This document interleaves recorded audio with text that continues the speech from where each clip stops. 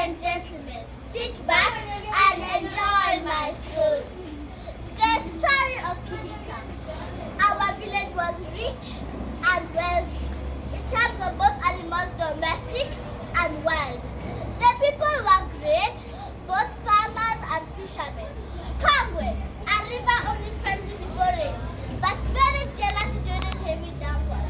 In fact, River Kongwe had done more harm than the boys who stole porridge in our school kitchen. The women were so handsome, just like my mother and you there. The men were so beautiful, just like warthogs, including my father Karungu. This was a village that attracted people far and beyond. The people came from the east, the west, and the south to see what we had, including what we did not have. Talk about food in Kihika. It was big, sons and daughters, very attractive. And in that way, people came asking for hands in marriage and then walked back with legs. River Congo is at the center of our village. It provided water for both animals, domestic and wild. This is where all the animals, including the villagers, made sure the thirst was quenched. And above all, it was the swimming spot. We filled chocolate starting water every afternoon to swim, as the nautical seen in the neighboring farms. The men and women of Kihika liked to swim in the river in the night. The teenagers like us liked to swim in the river in the late evening, while the young children liked to swim in the river in the mid-morning. There were no crocodiles in the river, and so it was safe. But remember, as the men and women of Kihika swam in the river, the population in our village multiplied and multiplied, added and added. Even the cows that drank water from River Congo added the population like stars. The numbers of Kihika, our village, rose to great numbers, getting a treat to the resources so far available.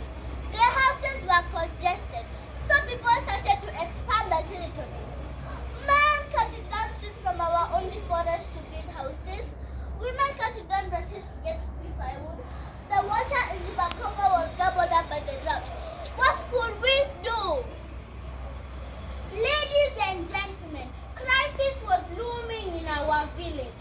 Our wild animals, the source of our foreign wealth, ran away.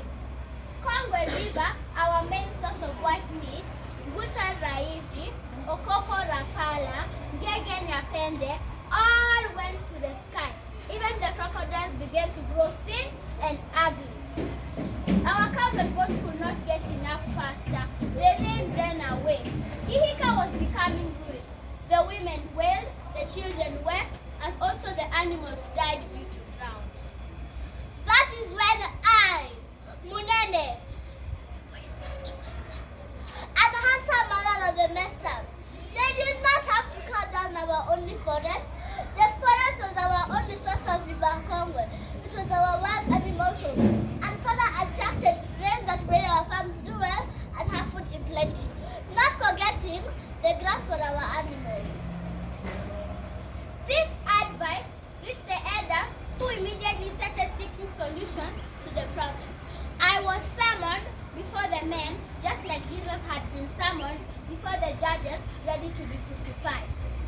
There, I told them what could be done so that we can restore our previous state. Some rose to smile, others rose to dance before I told them what could be done. We had to make tree seedlings and plant trees again in the forest. This is something we did each. In fact, we did not have rest. We wanted to change our village from ruins to rains. Our hard work would not go unrewarded. This would assure that the rains come again to fill our River Congo with fresh water. Our fish would live again and multiply within the fresh waters. The rains would make grass grow for our animals, and most importantly, we would avoid cutting down vegetation. Instead, we would use manure from our animals to create green energy, which is biogas, instead of clearing vegetation for firewood, and this will be done by we the youth. Ladies and gentlemen, our efforts went far and beyond our ears. Our story was told by many lips, including our neighboring villagers who once again started visiting